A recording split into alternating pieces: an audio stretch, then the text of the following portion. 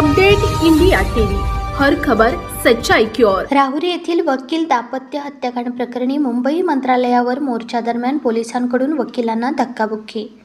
राहुरी येथील वकील दाम्पत्य हत्याकांड प्रकरणी आज दिनांक 2 फेब्रुवारी 2024 रोजी संपूर्ण महाराष्ट्र राज्यातील वकिलांनी न्याय मिळवण्यासाठी मुंबई येथील मंत्रालयावर मोर्चा काढला होता। या दरम्यान पोलिसांकडून वकिलांना धक्काबुक्की करत लाठी हल्ला करण्यात आला। यामध्ये काही वकील जखमी झाल्याने मोर्चाला हिंसक वळण लागून वकिलांच्या वतीने सरकार व पोलीस प्रशासनाचा निषेध करण्यात आला। राहुरी येथे 25 जानेवारी 2024 रोजी ॲडव्होकेट राजाराम जयवंत आढाव व त्यांची पत्नी ॲडव्होकेट मनीषा राजाराम आढाव या वकील दाम्पत्याचे अपहरण करून निर्गुण हत्या करण्यात आली होती।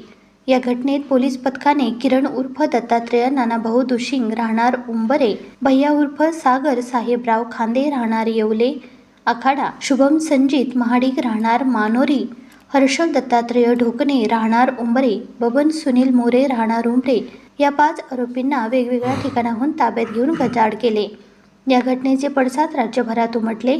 राहुरीसह संपूर्ण राज्यभरात वकील संघटनांकडून न्यायालयीन कामकाजावर बहिष्कार टाकण्यात आला। तसेच बेमुदत साखळी उपोषणही सुरू करण्यात आले आहे। आढाव वकील दाम्पत्याच्या हत्याकांडातील आरोपींना कठोरात कठोर शिक्षा व्हावी यासाठी सदर खटला हा जलद गतीने न्यायालयात चालवावा। या खटल्यात फर्यादीच्या वतीने ॲडव्होकेट उज्ज्वल निकम यांची नियुक्ती करण्यात यावी। या घटनेतील मुख्य सूत्रधाराचा शोध घेऊन त्याला गजाआड करावे।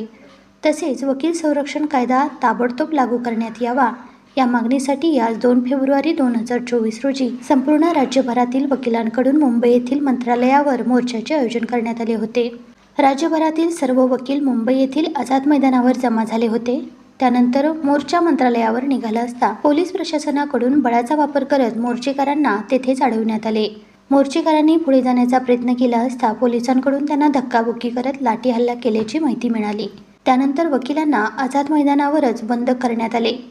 त्यामुळे वकिलांकडून सरकार व पोलीस प्रशासनाचा निषेध व्यक्त करण्यात आला आहे। यावेळी विधी व न्याय विभागाचे सचिव यांनी आझाद मैदानावर हजर राहून मोर्चेकरांशी चर्चा करून त्यांना शांत केले। त्यानंतर वकिलांच्या वतीने त्यांना निवेदन देण्यात आले। राहुरी प्रतिनिधी जालिंदर अल्हाट।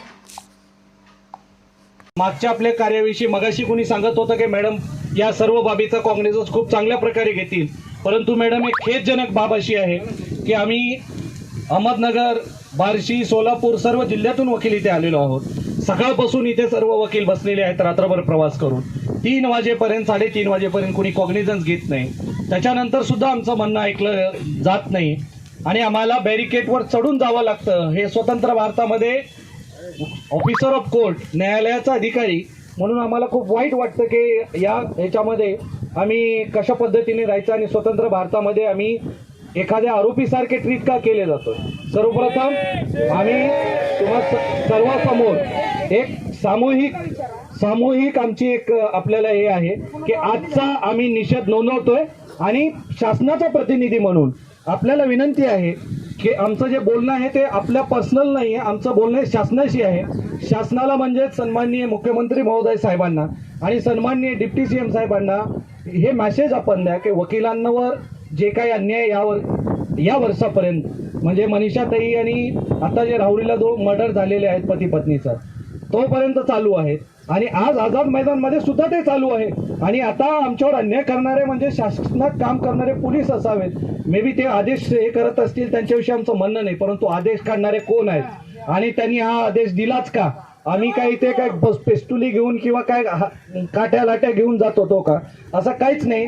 तर शासन दरबारी आपण शासनाचा प्रतिनिधी म्हणून आमचा हा निषेध नोंदवावा की झालेली घटना ही निंदनीय आहे आणि असे होऊ नये। एक दुसरी मागणी, राजाराम आढाव आणि मनीषा आढाव यांच्या केसमध्ये CID कडे जरी वर्ग करण्यात आला असला तरी त्या केसला फास्ट ट्रॅक न्यायालयातून विशेष वकील, सरकारी वकील जे आहेत उज्ज्वल निकम साहेब यांची नियुक्ती करून फास्ट ट्रॅक मार्गाने तो जो आहे तो केस चालवावी आणि त्याच्यामध्ये आढाव कुटुंबियांना आणि सर्व वकिलांना महाराष्ट्रातील देशातील न्याय मिळवून द्यावा ही दुसरी महत्त्वाची मागणी आमची आहे।